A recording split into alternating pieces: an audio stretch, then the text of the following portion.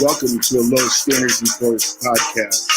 The podcast with Detroit barrel-aged flavor is often thick notes, often served straight up. Here we go. We've got Bill coming online and our friend Janet. So please, the Stone Age, you can't quit me now, baby. Here we go live.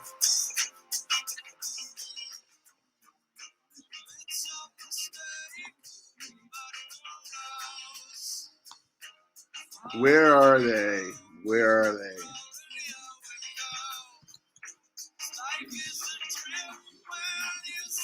Log in, Janet. I can see you around there. I sent you the invite. El Carpe?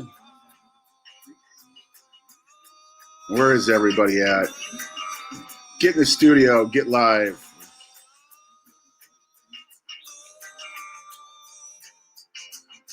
Hello, hello. There he is. El Carpe. I was going to say, pick up, Cheese Whiz. Pick up, Cheese Whiz. That's right. You there? Talk to me, my brother. Well, I'd like to, but you got that thing. Sorry.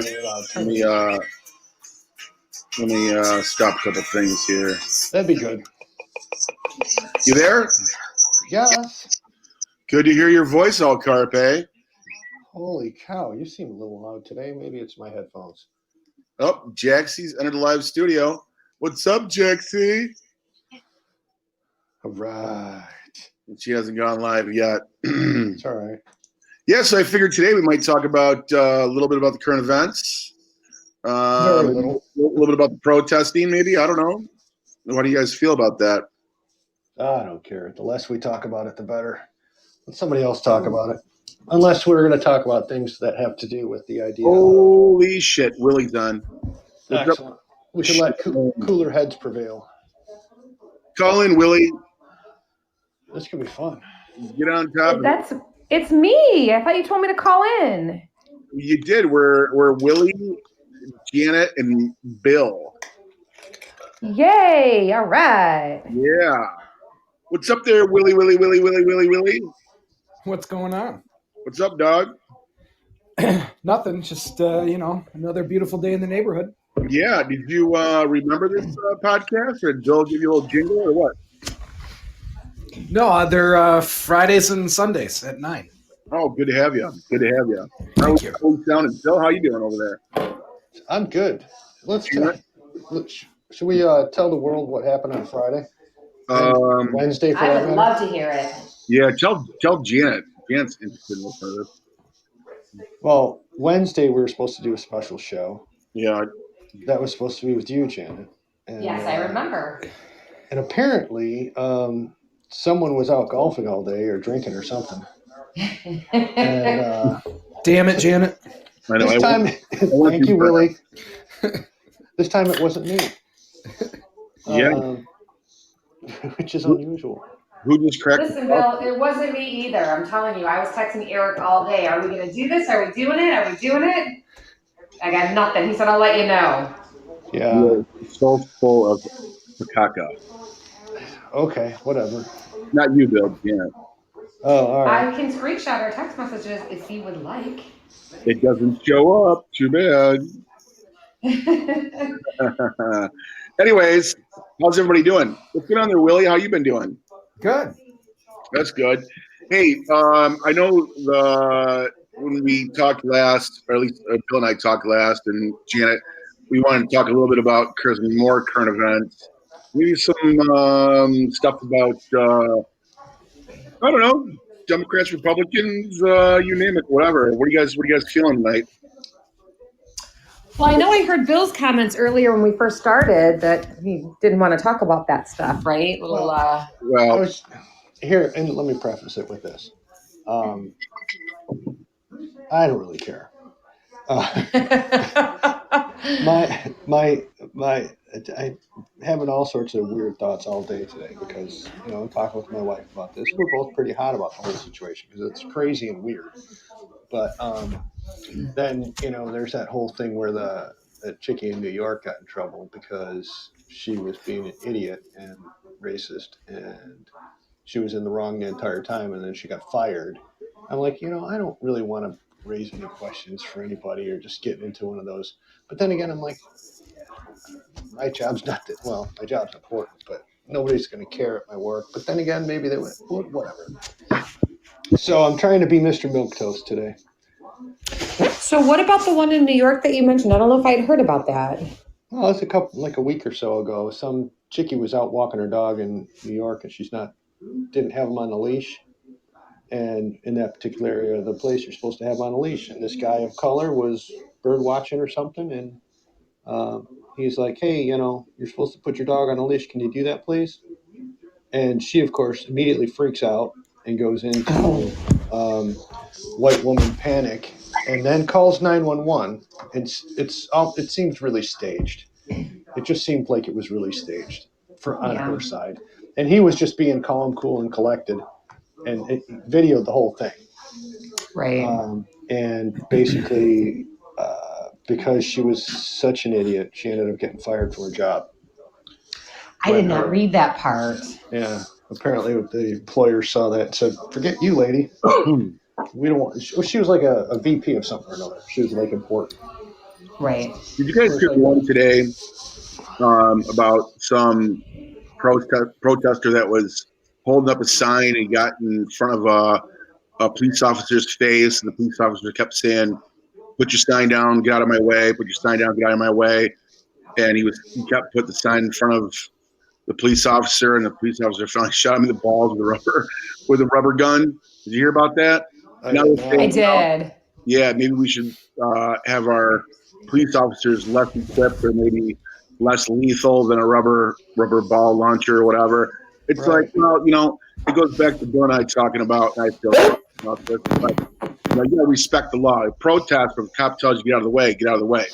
There's just no respect, Well, then it comes to a point, you gotta, if you're gonna be a jerk, which it sounds like this kid was being, and it's just trying to get a reaction out of somebody. Well, you're gonna get a reaction out of somebody. Doesn't matter what their job is. Right. And right. You're right. That it comes down to a certain amount of respect, just for a person as a person. It doesn't matter what their job is or what they're supposed to be doing. Somebody keeps putting their hand in front of my face or a sign in front of my face when I'm trying to do something, and I say stop it 17 times. At some point, I'm gonna want to provide extra incentive to stop that. Yeah, you're supposed to be karate on him or something, right? Just give him a dick slap. Yeah. Mm-hmm. I think it kind of goes to even a bigger issue that, even before these protests and these riots started, the cops literally had no recourse whatsoever. I mean, they were being baited a lot. They were, and for even at the beginning of this week, right? They're beating cops, they're dragging them through the streets, they're overturning the cars, and there's no one to stop that. None of the leaders in each city was actually stopping that. So now these protesters feel emboldened, right, to try and bait these cops. And the second that they take the bait, then and then it just adds to that bad cop narrative situation. That's exactly what it is. Exactly. Mm-hmm. They know what to do to bait these guys. Yeah. How do you feel, Willie? What are you thinking? I think you have the right to protest, as the Attorney General said. Yeah.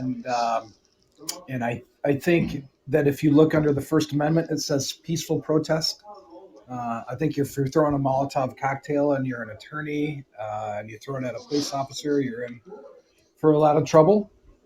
I understand that things get out of hand, but the shoving and the burning, and of course the people that are injured to severely injured or even dead because of all this is way over the top. And then you have people on law enforcement who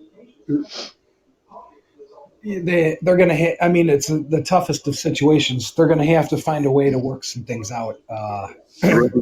a little bit better from time to time. And now it's easy for us to sit here, on Sunday night and say that no one's shoving a sign in our face or saying screaming "F you" or whatever. But that is a job that I would not want right now. Mm-hmm. Yep, I agree with that. I'm with you there too, Willie. I was going to make a comment on this. Hold on one second. I'm going to let the dog out. And law enforcement is people are resigning, by the hour across some of these states. Yeah. I think about 2 hours ago, the chief of police for New York resigned or was about to resign, and it's going to go mayhem, and they're going to defund. Like Minneapolis is the board voted today, which is not prone to veto power, that they are going to defund the police department. So I mean, there's going to be all sorts of fun and games that are going to happen. This plays into what I was thinking earlier. Is there's a lot of people that are leaping to conclusions based on the optics, which is not fully into all the facts. Even a week out of what happened in Minneapolis, does it make sense to defund the police? No. Does it make sense to figure out what's really going on and have a deep dive analysis of what's going on? Yeah, that would make more sense. Just these knee-jerk reactions are not doing anybody any good, and the press is fueling it. Politicians are doing the stupid things, and what we need is somebody to sit back and just go, all right, just let's figure this out first before we do anything rash. Let's get all our facts together. Right now, we're going to do a couple of little things to let people know that we're doing the right thing, but just leaping to conclusions doesn't help anybody, right? Right. Those are agendas, though, Bill. Well, help me with that. What do you mean by that? Well, I don't want to take you all down my own personal rabbit hole, but this stuff I do a lot of deep dives in this, and I think there's something else. I think within a year you're going to see AG, the state AG Ellison, and some members of legislature in Minnesota are going to come up being partially responsible for this. I think this was a political agenda from the severe left. I got nothing that says yes or no on that. My knee-jerk reaction to that, as I just talked about, not making knee-jerk reactions, but my knee-jerk reaction to things that involve a lot more research than I've ever done about it, and things that seem a little incredulous. My knee-jerk reaction is, all right, well, fine, whatever. Just I doubt it is true, but let's see it. Show me. Let's see the actual facts. Are we piecing stuff together that are just strings way out there, or we've got a document here that has this guy's name on it and it says this, that, and the other, and it's from his buddy who says we're doing this, or I don't know. And I don't even know what proof would be good enough to see any of this stuff. Yeah, you're not going to get any right now because it's real time stuff. We're living it right now. Yeah, right. So it won't come out till later. But I've seen some early rumblings about that with from some people. But that's it's baseless right now, of course. But and that's where I'm going with it. Is sure, a lot of this stuff there could be something behind there, but right now it's baseless. And yet there are people that are reacting to things in a very semi-permanent way without thinking it through and saying, oh, well, we're going to defund this, that, and the other. Well, what, I don't want to hijack the show here, but what would be let's maybe we could all sort of brainstorm on this. What would be the purpose of defunding the Minneapolis Police Department? Can I give you my opinion on that? Absolutely. So I think that it kind of goes hand in hand with even what was it in the last two years ago in the last election cycle when they were talking about abolishing ICE and now we're going to defund the police department. In my opinion, I don't think it's very logical, but it's just another example of pandering to a certain community that really, really hates the police right now. I think they're just throwing these ideas out there just to, to try and placate and pander to the mob of people that are so angry right now, and rightly so, of course. But, I don't think that there's any kind of, I think it's not coincidental that there's an election in 5 months also.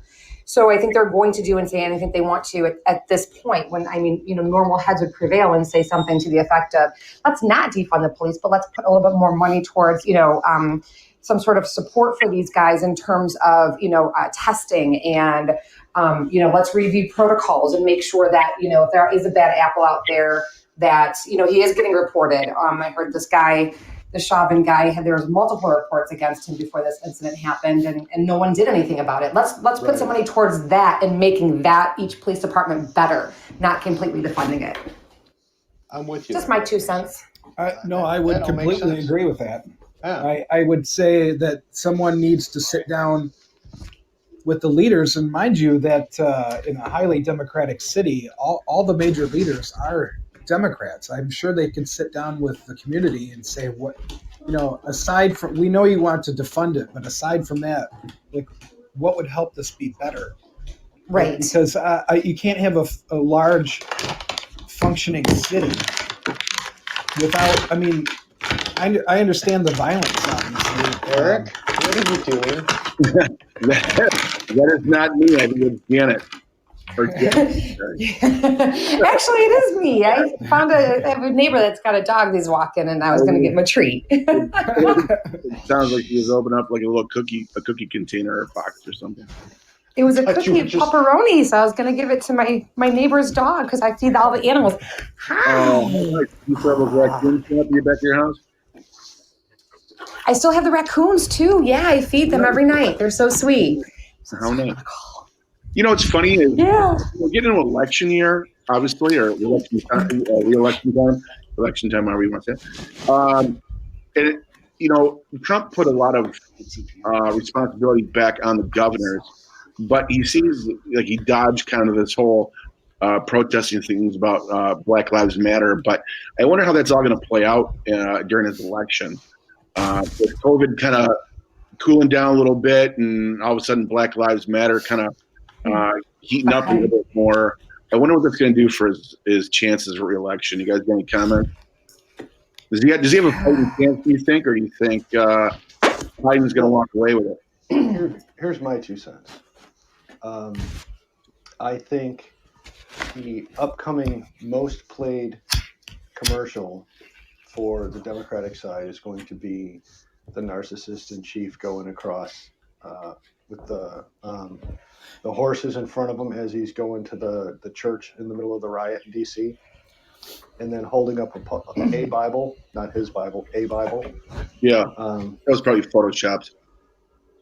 No, he actually pulled it out. It was not photoshopped. Really? All right. He did that whole thing. He did. And basically, I just look at it. I'm like, are you kidding me? Under what circumstances? It's just like, here he is going through the middle of this. It wasn't necessarily even a riot at that time. It was peaceful protesters, and then he's gassing them to get out of the way. Moving people so that he can get to this church, so he can do a photo op in the middle of peaceful protests. At this point, he just needs to go hide in his bunker for a while.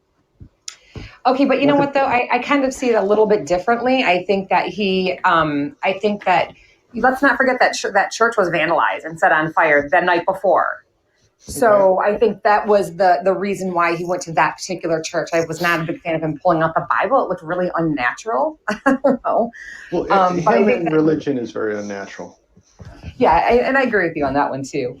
But I think the message that he was sending in terms of, I think that the Park Police came out and said that, no, they did not use tear gas on the protesters to try to clear them out of the way. It was a different kind of gas. Something like that. But whether it was pepper spray or something, regardless, it is, they're treating peaceful protesters like a mob just so he can go do a photo op. I have a problem with that. Now, again, That's my knee-jerk reaction. I don't fully have a completed thought on that other than this seems childish for him to do that. Now, I understand him wanting to show support for the church. There are 17,000 other ways he could do that. Pushing people aside and making him the most important person that night was not the primary way to do that. That's just my thought. Yeah, and that's a valid point. I semi agree with you on that too. Okay. I think that he was just, I think the message it didn't probably come off as it came off as not a good thing. To me, it just seemed really unnatural.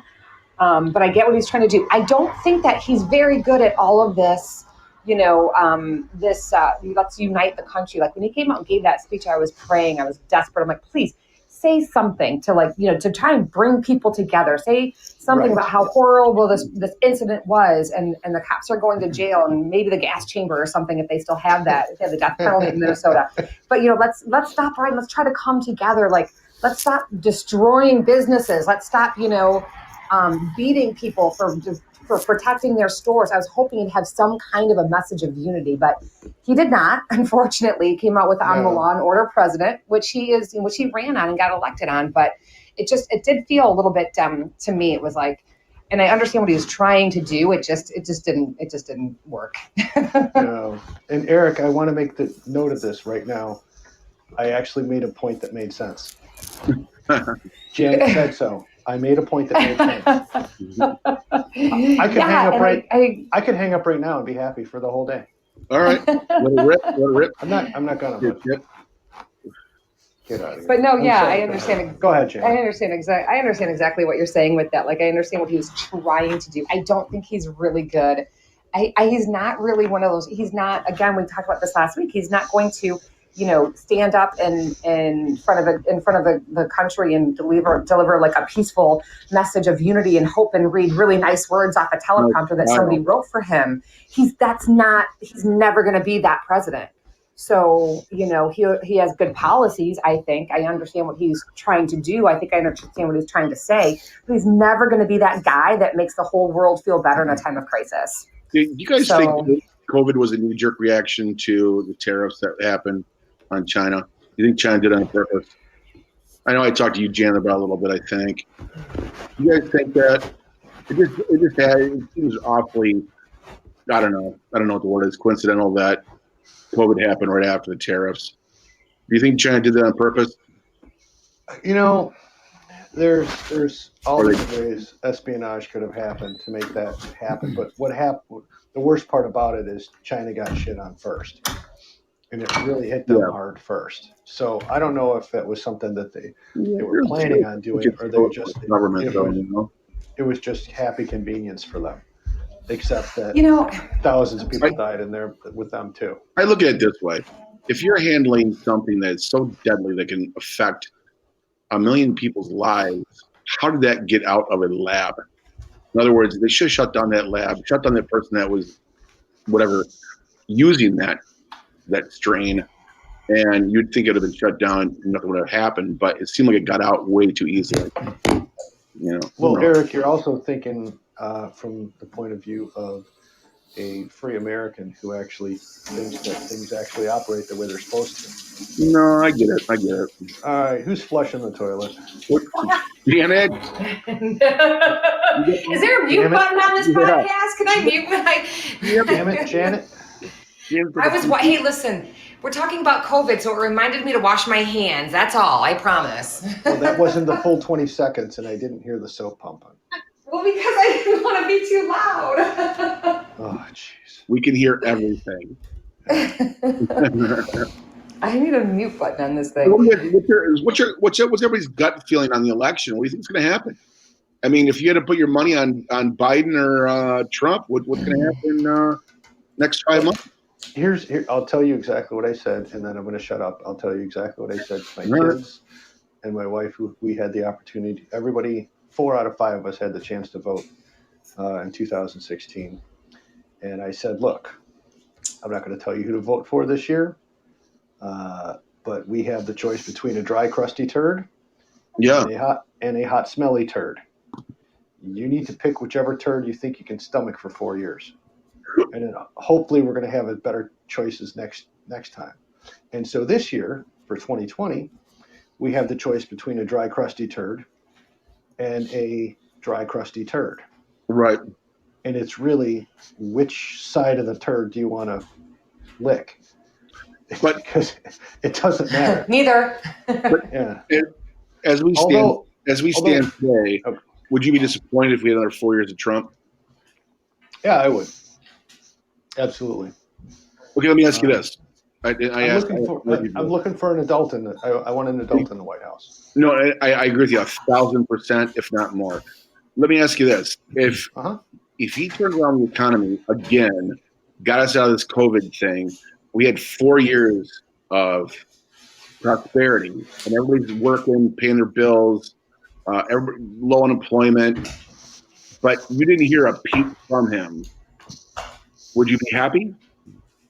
If someone took away his Twitter, exactly, and he never spoke again, exactly, and would read from his prompters. Oh, well, then of course there's all the illegal shit that he's been doing, but I'm not interested in that at this point. I'm more interested in my pocketbook and helping more people develop their pocketbooks. But god dang, I don't know, man. If I had the choice between that hot smelly turd and a raccoon, I'm going for the raccoon. No, I hear you. It's I don't know. I don't know. I don't know what I'm going to do in November. I have no idea. Willie, your thoughts? Yeah, what's up, Willie? Are you sure? Yeah, we're ripped. Why not, man? This is a roundtable of silliness. This could be the new podcast on Sunday night. Yeah, I don't know Johnny. The shit. And I don't know Johnny Rebel reboot, but I might have to vote for Johnny Rebel reboot. Yeah. No. So between the two candidates, obviously one is a hothead, and then the other one's a hothead too. But I don't think he knows what day it is. No. And that is deeply concerning. And I think he is a classic panderer, and quite honestly, even the way things are, or the way that things seem right now, I think Trump's gonna get a lot more votes than he did last time. Do you really? I do. I have my pulse on this. I do this for hours on the daily, and there are a ton of new black conservatives, and the Rasmussen poll. I don't like polls, but I'll just throw this out there. I think they're had them at 40% of the African American vote. We have 40% of the African American vote. That's it polled at. Now, I don't know. I can't tell you. I can't say I'm not going to sit here and tell you that I firmly believe that, because I think polls are a bunch of shit. But yeah. Well, look what happened in 2016 with polls. But well, that's why you don't put any money on the table for that stuff. But I think he got like 8% last time, and people that do this for a living are saying, if he were to get like 12%. That it would be really tough to unseat him. If he gets, if he gets somewhere between 20 and 30, it's over. Well, last time the election happened, he picked up Pennsylvania, Michigan, and somebody else, Florida, as Republican states. He's got to do that again to win, right? He's got to get the vote. Michigan, Pennsylvania, Florida. Yes, he would, but let me go on a brief string here. A lot of Democratic governors have shut their states down and really pissed off a lot of their constituents. And then if you look at what's going on now, yes, there are people that are upset with both of these things. But you pissed off a lot. I mean, people want to go outside. People want to make money and feed their families and go on vacation. And if you're not allowed to do some of this stuff, they're going to turn on you. And I think people are going to remember that. Right. Now, obviously there's, some people are, born Democrats and will die Democrats, but I tell you, I see this stuff every day. I see grassroots organizations with young black men and some standard white dudes, if you will, who are out and signing people up, registering them to vote. And let me tell you, they're doing hundreds a day, and some of them were former Democrats. A lot of them were former Democrats. So, Sure. So there's a big sway, and of course I've read that people are jumping ship and leaving. The Trump campaign because let's face it, he is mouthy. It's very hard. I have to tell you, I like his policies. I don't watch TV. I don't know if I've ever told you guys that, but I don't listen. I don't listen to. That's why, Willie. I don't listen, but I don't. Yeah, but I catch clips on stuff. I see it. I don't. It's hard to watch. That's why I don't watch it. So because what's hard to watch is like Janet was saying is I hope he says something sensible here, and then you get through it and you're like but you didn't. Right. But also how many times does he have to do that before you think to yourself, well, is he ever going to say anything reasonable? Well, I'm not trying to convince you of anything. I'm just asking the question. Well, I think what you have an outsider. I mean. I don't even know how much I like Donald Trump 25 years ago. Right. I didn't. No one did. But there are a lot of people who likes, when he says no, they like the fact that he says no. He's got conviction. Right. And he's got a lot of outsider point of view. And a lot of people I read say, this is why I hired him and I'm going to hire him again.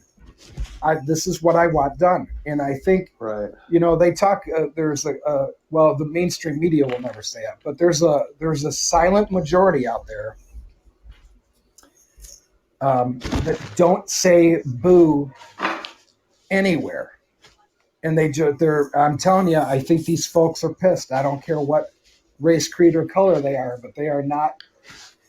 They're not pleased with all the COVID thing. They weren't pleased about, depending on what state they live in, and I think they're gonna vote for him again.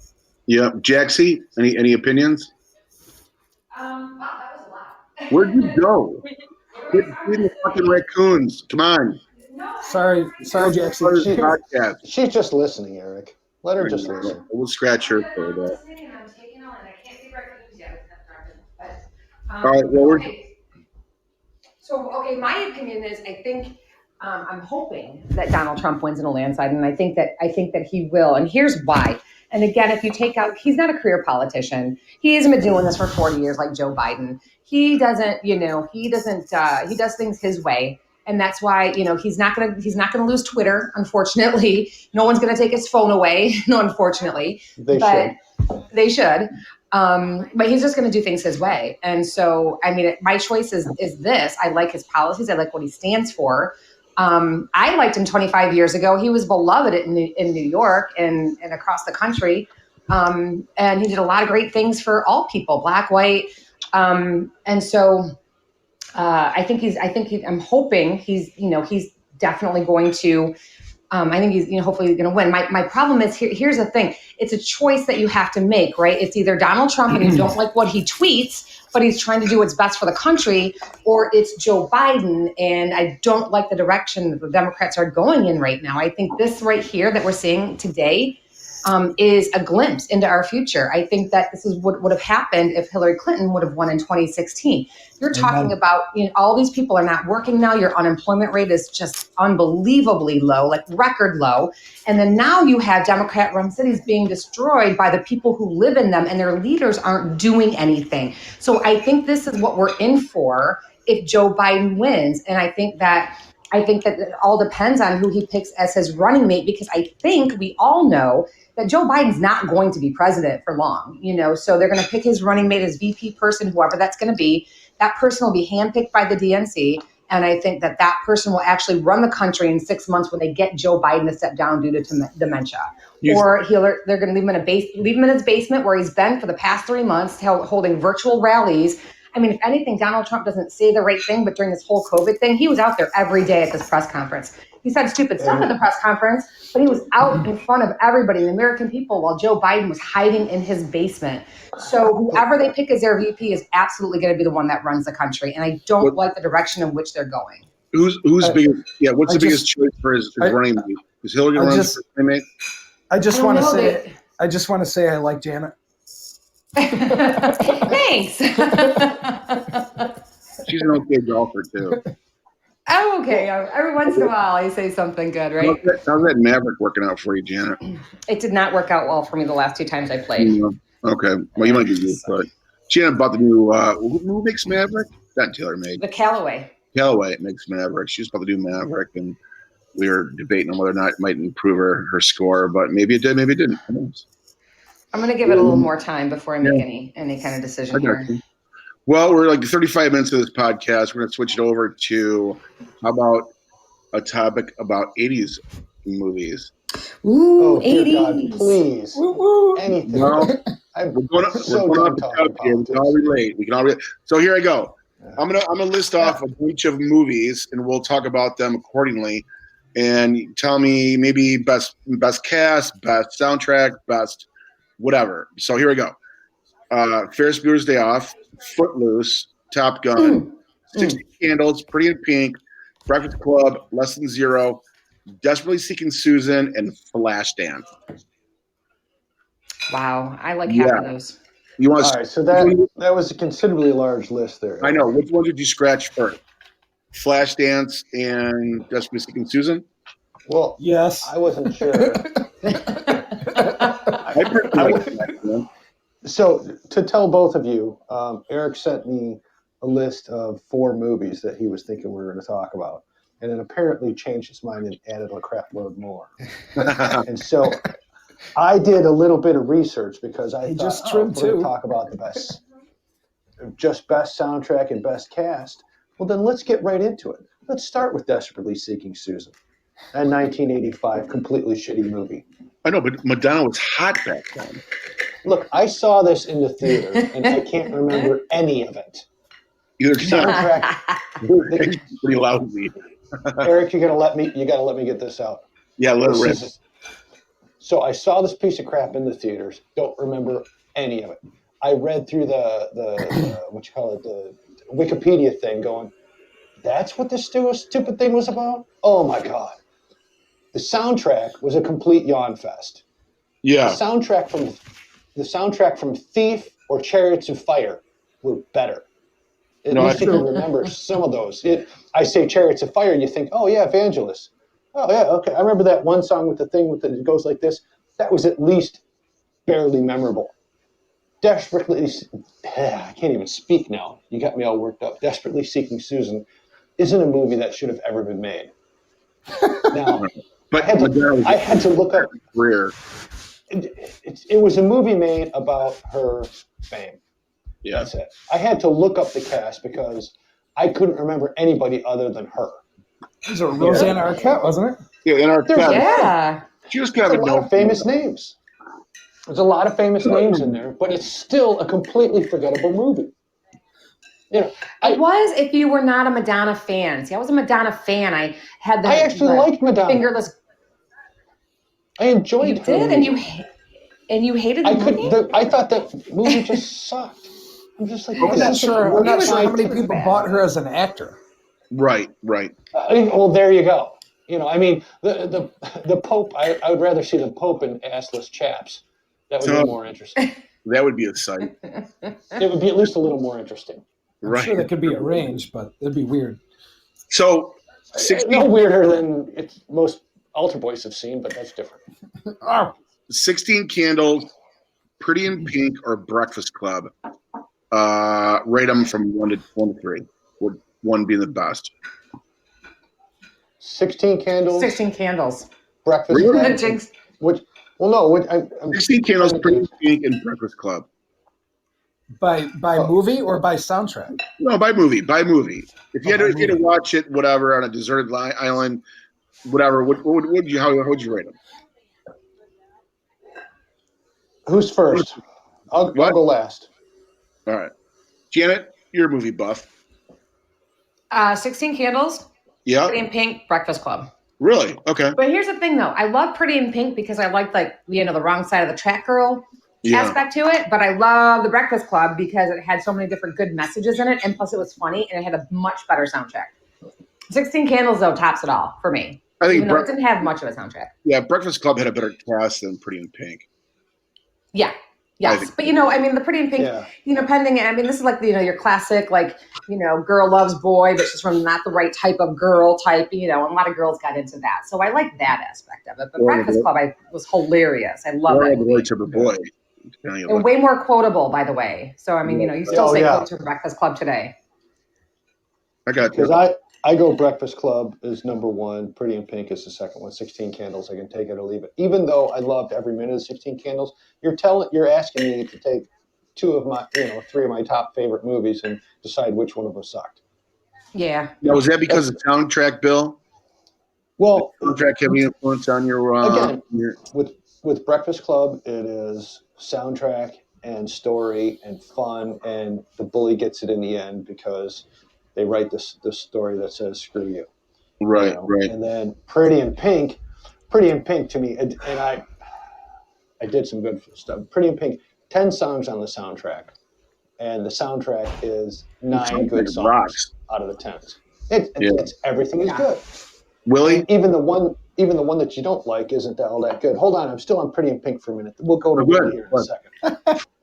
So Pretty in Pink for me was, as I look at movies, this one is voted by me as best movie guy friend who then goes off to fall in love with a mannequin. Okay. Oh no, that was Mannequin. Sorry, I'm the same guy. Mannequin. That was like right. In Pretty in Pink, he's the guy buddy who then goes off to fall in love with Mannequin. So also I voted this one best bully villain guy who grew up to be a complete dick lawyer in Boston Legal and voted most likely to become Ultron. Oh, Blaine? James Spader. Yeah, James Spader. Funny. He was cool. Also became the craziest CEO in The Office, by the way. Oh, yeah. I never saw that, but I heard he was there. Yeah, he was in like the second to last season after Michael Scott left. He's pretty funny, but, didn't really fit. Interesting. Right. So, I'm sorry, Willie. It's all up to you now. Yeah, go ahead, Willie. Let it rip. Oh, yeah, that's cool. Candles, Pink, or Club?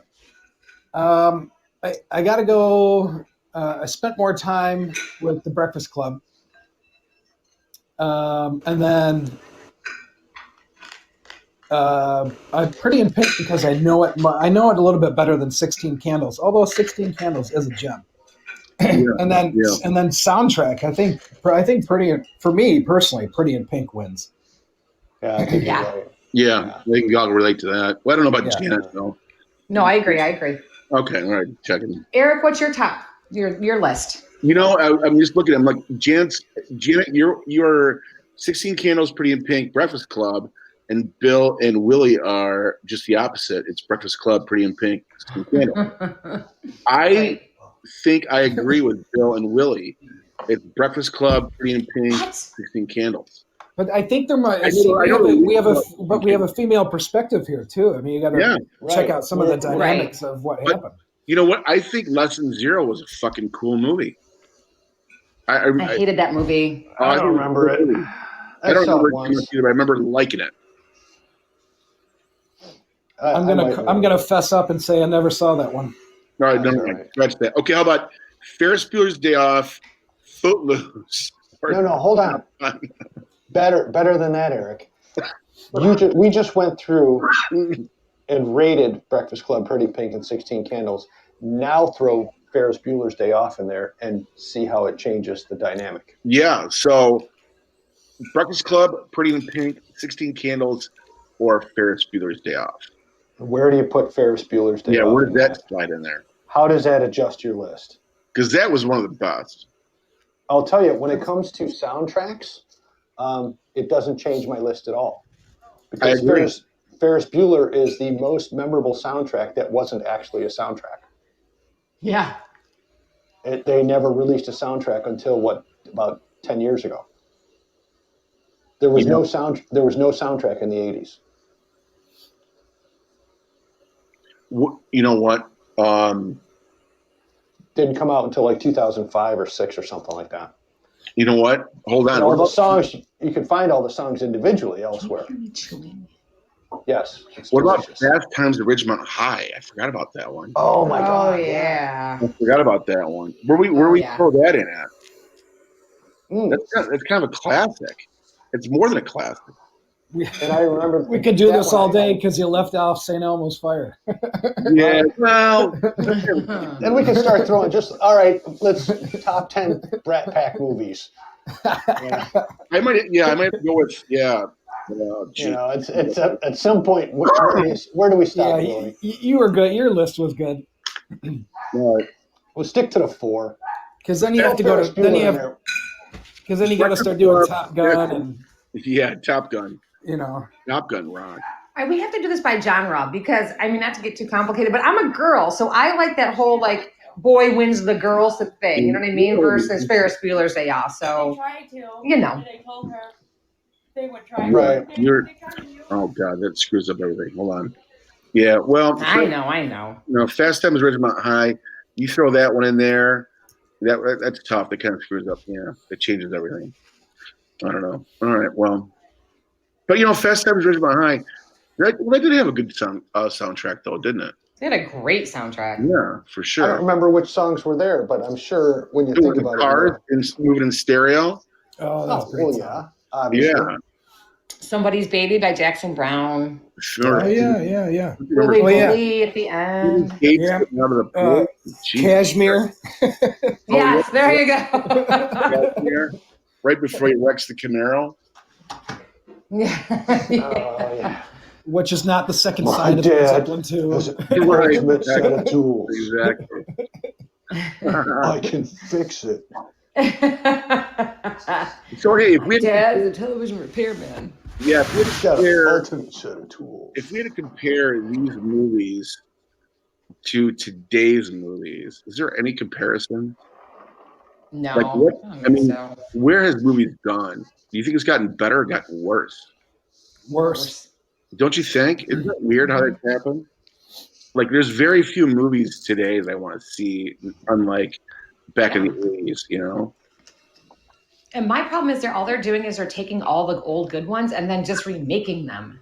Right. And it's not the same, and you don't get that warm, fuzzy feeling that you got when you watched Footloose with Kevin Bacon and Lori, whatever her face was, and they were finally dancing at the end, and they were together. You just don't get it. Doesn't evoke those types of emotions. It's just basically remaking it for cash. Or, superhero movie where no one acts, but they just stand in front of the green screen and wave a knife around. You know what I'm saying? Yeah. There's no depth there. Truth. Well, I happen to like all the superhero movies, especially Deadpool.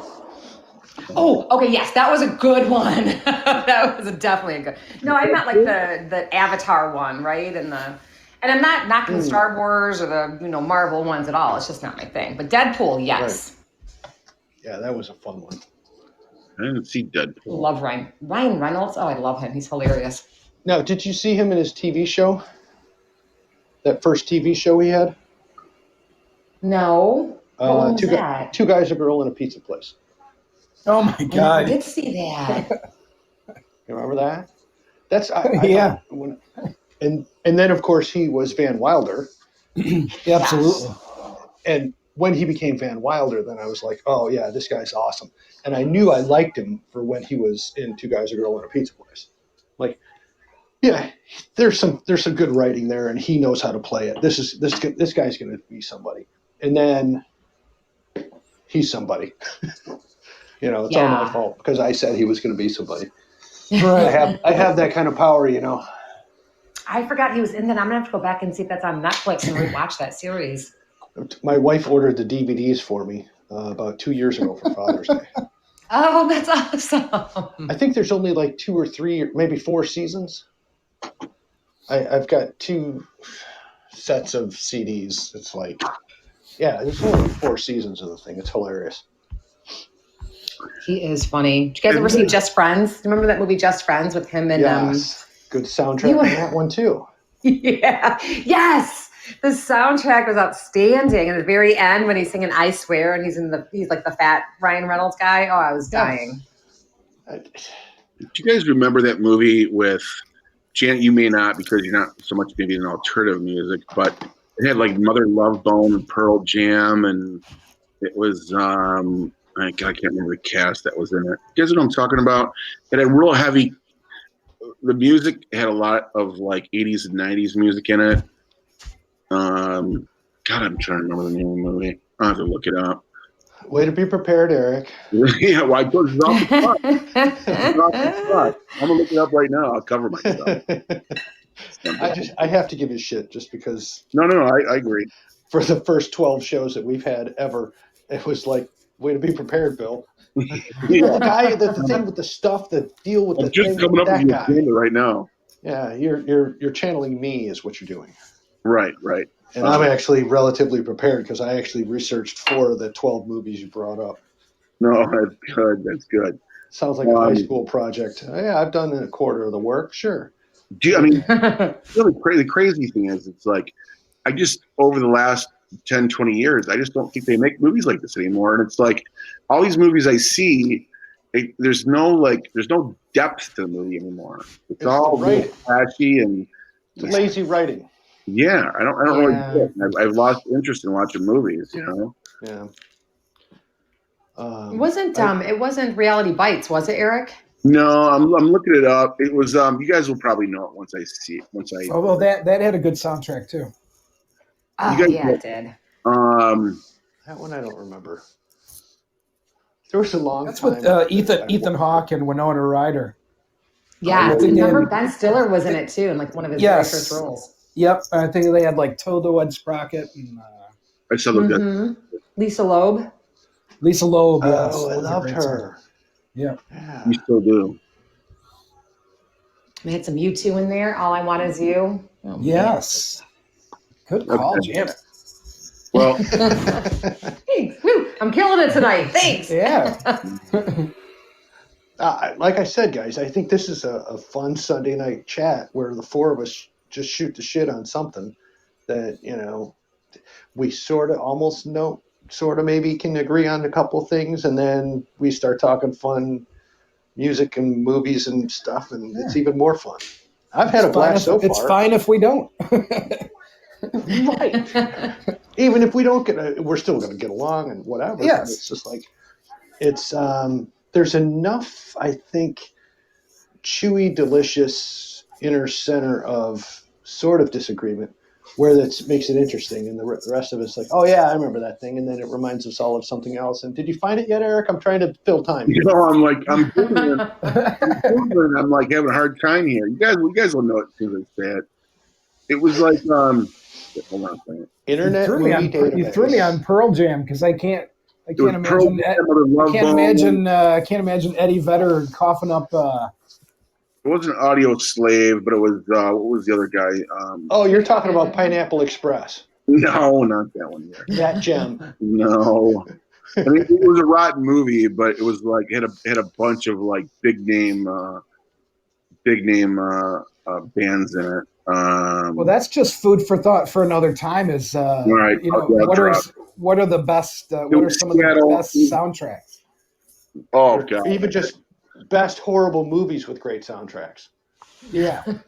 Because then I go right to the. I keep thinking it's not Taxi Driver.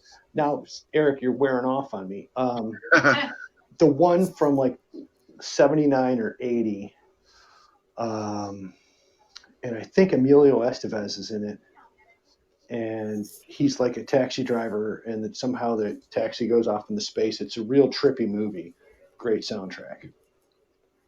Now I'm going to have to look it up. I think I was spared that one.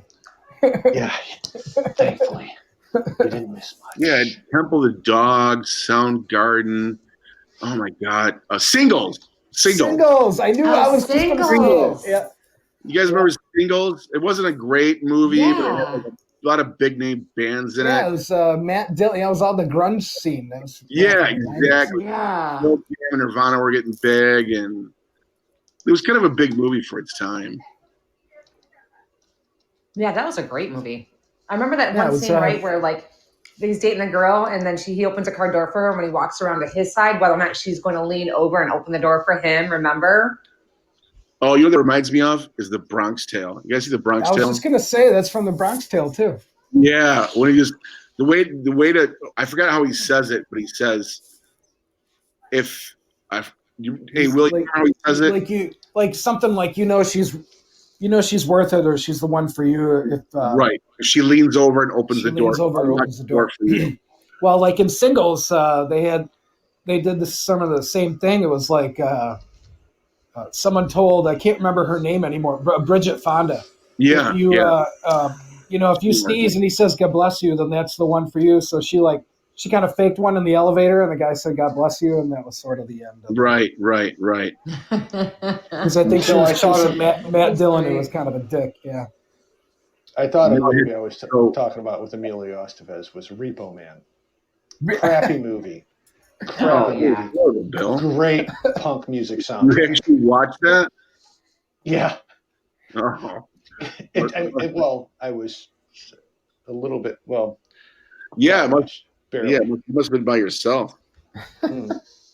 No, we were with friends at a party, and Oh. we watched it for the soundtrack. I bet, yeah. Because it's all the good punk rock stuff. But, Yeah. there's all sorts of stuff like that where, the movie just sucks, but the soundtrack was great. Eddie and the Cruisers. Oh, yeah. Eddie, Oh, yes. I was thinking that when we Eddie started. I was Cruisers, like, oh my God, that was so good. Yeah, the soundtrack was phenomenal for the first And, movie. if you hear that now on the radio, that song holds up really well. It sounds phenomenal. It's just full and energetic.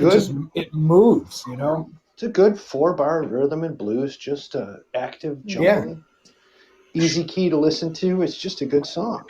Yeah. The Lost Boys had a phenomenal soundtrack. Yes. Ooh, yeah. Yes, it did. With I had that. Yes, I had that on CD in my dorm room, Bill. I believe I recall that. Yes, I believe I recorded that. Still have that. Yeah. Yeah. I think I found that cassette tape over here.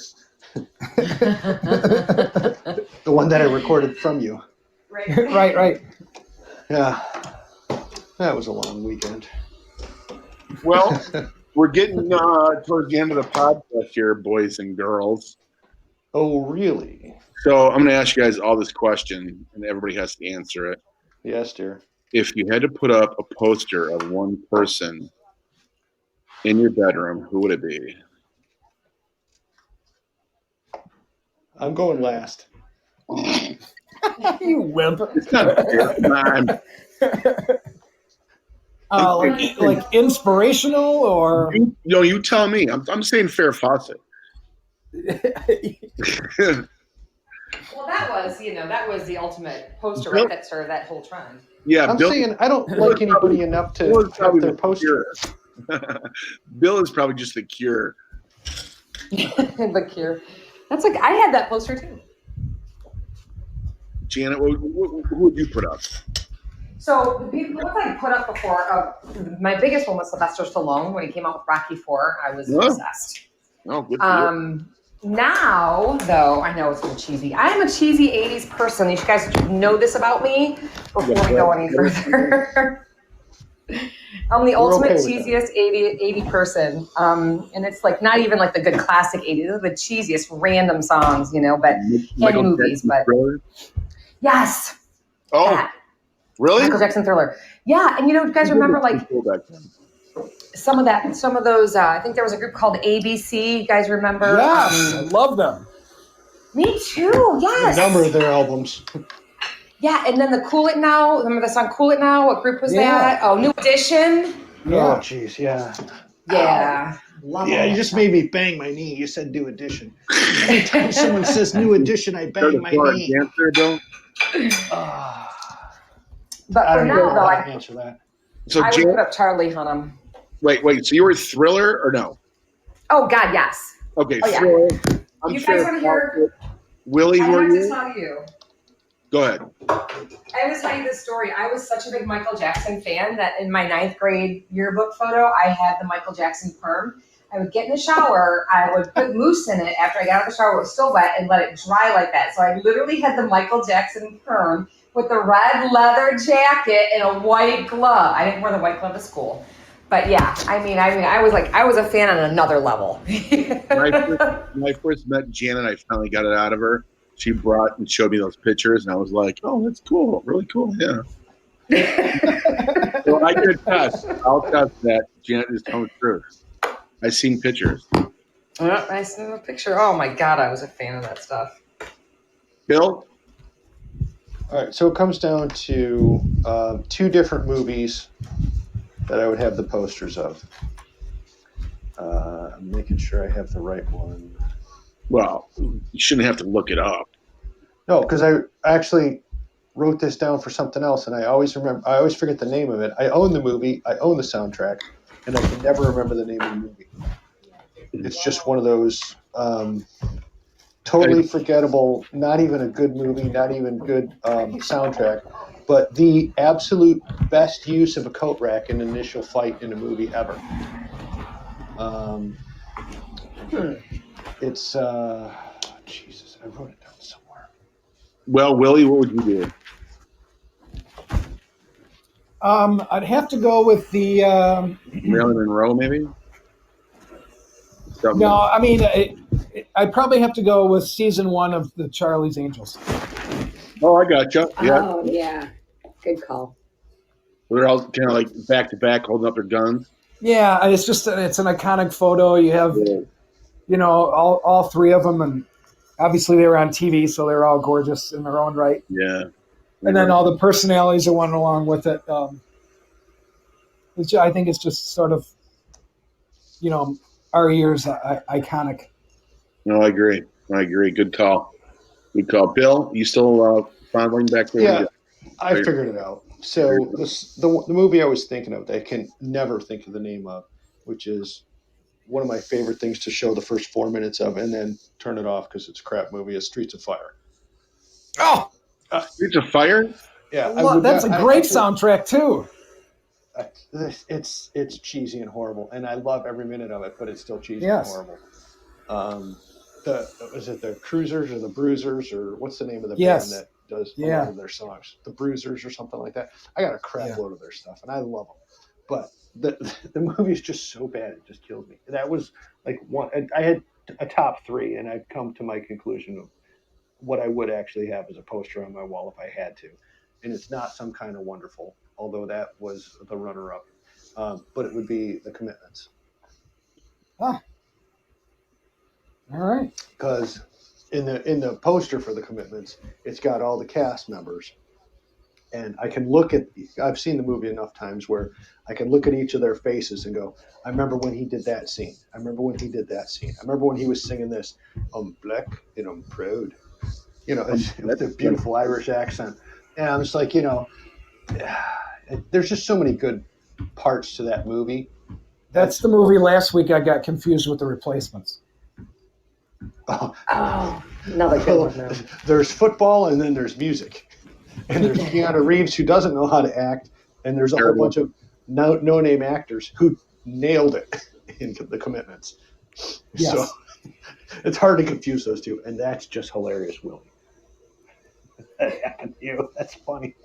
Oh, don't. That's going to hurt. Make me laugh. Okay, so quick question, though. So now, so we all, like what we had posters we had on our wall. Like if you were to put a poster on your wall now, what would it be? Like in today? Last, 10 years.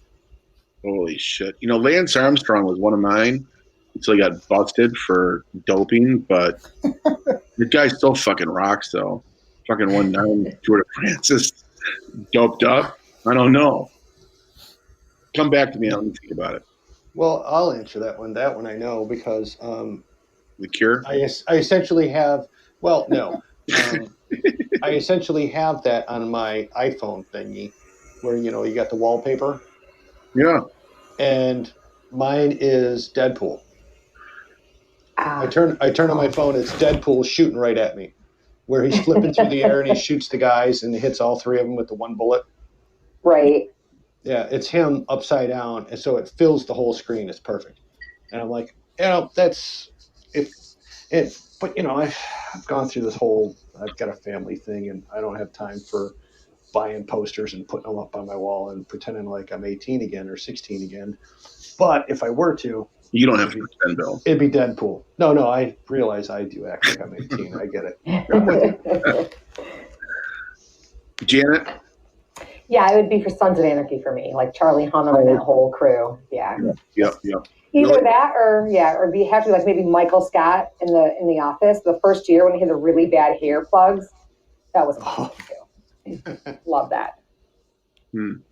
Funny. Willie? The Matrix. Yeah, really. Matrix? I never saw that. I got to see that. I heard that was really good. Are you kidding It's me, Eric? Yeah, I don't see many movies. with Keanu Reeves. It's sort of like it's all like the binary, the numbers coming down, and then it's like sort of black that's and green, actually- and it's That's cool. with Yeah. Keanu Reeves, he's sort of jumping. He's kind of landing. It's pretty cool. I guess I'll stick with Lance Armstrong right now. I don't really think Lance Armstrong here. Although I still could have gone with Charlie's Angels. That's true. Who couldn't? That's And you're true. not Did talking- anybody have like? You're not What about- talking about the new Charlie's Angels. You're talking about the old Charlie's Angels. Yeah. I tried watching the latest one last night. I turned it off after a half an hour. Yeah, I think that movie was both of or however many there were designed to be stupid. I just think that's like they're like, well, let's see how we can screw this up. It just seems how they did it. I don't know. Yeah. Talking out of my butt? Whatever. So, Eric, what do you got? Did he run away? I think so. I think he's cowering in shame with his Lance Armstrong pick. Oh, okay. I'm kidding. No, you're exactly right. He probably His should. icon's still on. That doesn't mean anything. He's in charge of this whole thing. Yeah, he's running the show. Yeah, if he's not there, then we're not talking to anybody. Ah. Yeah. So, So favorite obscure 80s movie that no one would remember, but then when you mention it, everyone goes, "Oh, that one, yeah." well, for me, it would have been Streets of Fire. That was pretty big though. Did you guys really think that Top Gun had gay undertones? That what? Top Gun? Top Gun did? I Had do. gay undertones? Yeah. I do. Well, I think so. it has what's his name in it? Tom Cruise is in it. So yeah. I have never heard that before. Oh yeah, there's all kinds of stuff out there. Once you get into the gay undertone film, it makes you a believer. When they're playing volleyball, I mean, and the song says it all, right? Playing with the boys. Right. You could be my wingman. No, you could be mine. I don't know. That's kind of That's just scary. it is. Yeah. I don't know. That's I feel slightly less confidence in our Navy now. What is Tom Cruise's best? What's Tom Cruise's best movie? Is it Top Gun? Whichever one before he became famous and Scientological. Or where he drove the Porsche into the lake? Oh, that's Risky Business. Risky Business. I don't even think that was his best movie. I just think it was a huge. That's what brought him out in the limelight. Yeah, it was something huge. I think All the Right Moves is still a classic, and I really liked him in Minority Report. Yeah. Ooh, What was yes. the one where he was an attorney. The Firm? Baseball bat. A Few Good Men. Firm. The Firm. No. Oh, not A Few Good Men. No, A Few Good yes. I think Can't that's handle one of the best movies. Yeah. Yeah, that was a good one. He played that to a T. I think the ending of the movie is what really solidified that. With, Oh, totally. Yeah. Between the Yeah, two All of the them, Right Moves is a good one, played too, that part better. Yeah. I liked him in Outsiders. He was like a tiny little role, but he looked like a mean yeah, I bastard. forgot about that movie. Yeah. All right, can you guys name all the all the cast of Outsiders, the names. Oh, yeah, I can. Soda Pop. Oh, you're talking about the cast member or the actual cast member name? Yeah, the names. The character names? Character names. Yes. Oh my God. So there's Soda Pop, Soda Pop, Pony Boy. Daryl, Pony Boy, Johnny. Daryl, I think, was Patrick Swayze, right? Yeah. Mickey was Charlie Sheen because he had an obsession with Mickey Mouse. Really? Yeah. I don't remember. A little fuzzy. And then you had I have to look it up. Was there like 6 of them? Yeah, I'd have to look it up on that. Well, I think we just got 5 there. So, what was Ralph Macchio's character's name? it was Johnny. Johnny. Matt Dillon's like, let's do it for Johnny, man. Yeah, Johnny. that's 6. Oh, yeah, do I it think for that's Johnny. 6. Who was Matt Dillon's character's name? Hold on. You can't Google it. I'm looking it up right now. Hold on. Rob Lowe, Emilio Estevez, Matt Dillon, Tom Cruise, Ralph Macchio, and Diane Lane. What about The Outsiders? Remember that one? That's what we're talking about. Catch up, mustard. Oh, I'm thinking of the Warriors. Oh, that was That's a what I great was movie thinking too. Warriors, come out and play. I saw a documentary about that one where that was improvised. Oh, Dallas. Dallas. Yeah. Okay. Yeah. C. Thomas Howell was Pony Boy. Matt Dillon was Dallas. Macho was Johnny Cade. Swayze was Daryl Derry. Curtis Lowe was Soda Pop. Estevez was Keith Two-Bit Matthews. Oh, Tom shoot. Cruise, I was wrong. Tom Cruise was as Steve Randall. And Glenn Withrow as Tibbet Shepard. I don't remember. Oh, there was more than 6. Oh, Leif Garrett. Remember Leif Garrett was in it too. Robert Bob Sheldon. Yeah, he was the jerk, right? That Tom Waits was in that. Buck Merrill. I didn't even know that. Who who? was? Tom Waits, my buddy Tom Waits, the guy that nobody likes. Really? Buck Merrill. I No never way. knew that. Never knew that. So interesting. Who? Well, there you have What? it. There you have it. I mean, that was a long. I mean, that I don't- came out like in '80. Yeah. Yeah. An iPhone 11. I'm trying to see. You could be able to get that. 82. I'm trying to think. I don't know. No. 82? I don't even remember No, I that. take that back. Yeah. I know Belle had to read it last summer, and I told her there was a movie. Oh, release date was 83. 83. That might not have been good parenting, but she read the book anyway. She read the book anyway. That was a good movie though. It was a very good movie. Well, speaking of reading the book first, all my kids have read all the Harry Potter books and then watched the movies. They're good. Book's always better than movie. That's Yeah, what they agreed. say. That's what they've been saying. But I'm like, Yeah. I don't. But there's nothing like seeing the movies, seeing the magic actually happen is really cool. Right. Well, yeah. I mean, because it is real, you know. Get you that iPhone. Right, yeah, because magic is real. And my thing is I want to go for 2 hours and be entertained. I'm such an easy movie person. Just let the monkeys dance for me and do something silly and keep me entertained for 2 hours.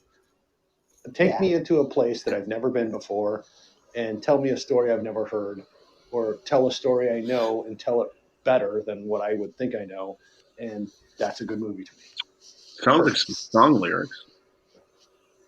Well, I think that's you found like the Lord of the Rings, The Hobbit, Game of All Thrones. books too I long think- to actually read. Well, absolutely, but I think all those turned into. I think they did a phenomenal job on all of them. Oh, yeah. I think you're right. But hey, if you're going to make a movie out of something, go ahead and make a movie out of the book that's too long to read. Absolutely, Moby because Dick not that many people will have read it. Right. There you have it. So any Thomas Pynchon novel, because nobody ever reads those. Right. Or Well- War and Peace. Who's ever exactly. actually read all of War and Peace? Right. And you make the movie, and the people are like, that's not how it went. And you'd be like, how do you know? Yeah, Yeah. it's a large book. Do you remember all of the book? Right. Like two Well, literary critics are like, no. what novel do you guys remember best? Did you say Really, novel or you had to name? read the same thing I read, so there's a lot to choose from. All the classics. Mine was To Kill a Mockingbird. I read that every year.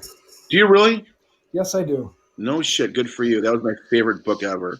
That Yep. was a really I don't know what it was about it. It was good. Really, I It's love the it. other one with the kids on the island with the conch shell. Oh, that was That's Lord of the Flies. yeah, Lord of the Flies. Lord of the Flies, yeah. Rings, Yeah. flies, toes, whatever. Lord of something. Dance, whatever. Yeah. Janet, Jaxie. For me, it was the big one. Was The Great Gatsby was my all-time favorite. That is a good one. No, hey Jaxie. At least for Willie and I, we had to read 4 books every summer, probably 4 or 5 books every year. So we probably read 20 or 30 classics at least. Being at Catholic Central, did you guys have to read in public schools a lot of the classics or no? Were you guys like in your English classes and stuff? Did you have to read a lot of the classics? That's for you, Jaxie, not me. Jaxie. She ran away. She ran away. All right, never mind. Yeah. Scratch that question. So here's a fun joke for you, those of you who are still listening. I read Great Expectations. Huh. I knew that was coming. Yeah. You're welcome. Hey, I am the Lord and Master of crappy jokes.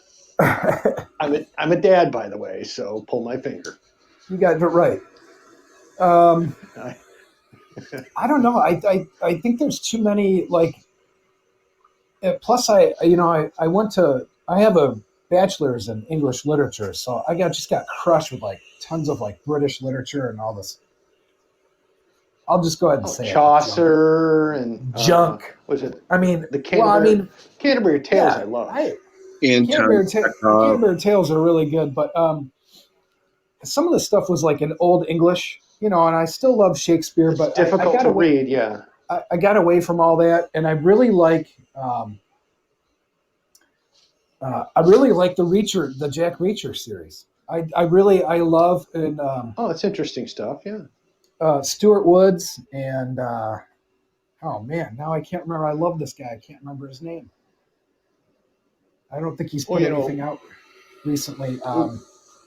It's all the spy thriller stuff. I love reading that stuff. All right. We lost Jaxie for a minute. Jaxie. Right. Yeah, sorry. Oh, is that Thanks, Bill. There you go. We were talking about what's the most memorable book you've ever read? Influential. And what I was asking before you left us is that Willie and I can't speak for Bill, but we had a lot of the classics to read throughout. I did as well through Catholic school. Okay. So we had to read a lot of the classics through summers and our English classes. Did the public schools make you read the same thing? Did you guys go through classics? Yeah, we did. We had to read a lot of them. Although I honestly, I couldn't. There's a few of them I couldn't get through. But I liked To Kill a Mockingbird. A Catcher in the Rye was a good one. Oh yeah, I forgot about that. I never read Catcher in the Rye. You never read that one? No, I have the book. I just never sat down to read it. It's really 1984. Yeah. You had to read Orwell. At least 2 Orwells. I think part of the required for us in high school was 1984 and Animal Farm. Yes. Yeah. Both great. The Animal Farm I enjoyed much better because you could actually grasp onto the correlations to real life, whereas 1984 they're still assigning them. Yeah. There you go. Yeah. It's good. And actually, none of my kids had to read either of those two. Actually, no. Matthew, I think, had to read it this year, 1984. But I wanted all the kids to read Animal Farm because you just have to understand the concepts to be part of understanding the lexicon of what's going on in the world. and some of the phrases people use still come from there. Yeah, Belle really liked that one. That's a good one, yeah. So, all Well, right, Eric, where are we at? I think we're going to wrap this up. All right. Thanks a lot Well, for participating there, Willie and Jaxie. Absolutely. Thanks so much. It was good talking to all of you. Yeah, for sure. You guys, Yeah. you might be on next week, maybe Wednesday or Friday night. Just shoot me a note. I was thinking, yeah, maybe we do plan on a Sunday night, the four of us doing the shoot the shit. Yeah, Call it the Where the Hell's Bill Eric show or whatever. yeah, I don't care. it'll work out well. Well, you know, I had a great time. I think everybody else had a great time. I think I had a great time. Absolutely. I had a like great time. Yeah, Seems like Jack we had a could great be time. interesting to other people who might actually want to listen to our crap. So I'm all for that. Let's see. Let's kick it around. Well, it sounds good. All right. Well, Eric, we'll talk again on Friday for the Sounds good. Upstairs at Eric's show.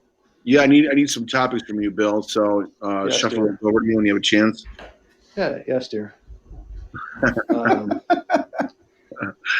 Willie, All it's right. always been a pleasure. Let's, Yeah, thank you. Let's see if we can maybe talk again a week from now. You got it. All right. Okay. Cool. Thank All you. right, guys. All right. So, Eric, this is the part where you let everybody go, and then you and I say goodnight, and we say goodbye to the two people who are not our relatives who are currently listening. Yeah, I usually say, thanks for staying on some Detroit barrel-aged flavor and big notes. Another successful Detroit Pod City Rockcast. Put the needle down on our next Rockcast. We'll be talking about whatever Bill comes up with. That other stuff that we're talking about. That needs a little I've work, been Bill. Eric. I know. That's I been need Eric. to flow better, but we'll get to that. This is all edited material, so. That's been Eric. All right. That's Bill. Yes, dear. Jaxie, Willie, talk to you soon. See you guys. All right. Bye. take it Bye, easy. guys. Thank you. All right. See ya. Thank Night you. all. Bye. See you, Jaxie. Bye. Bye.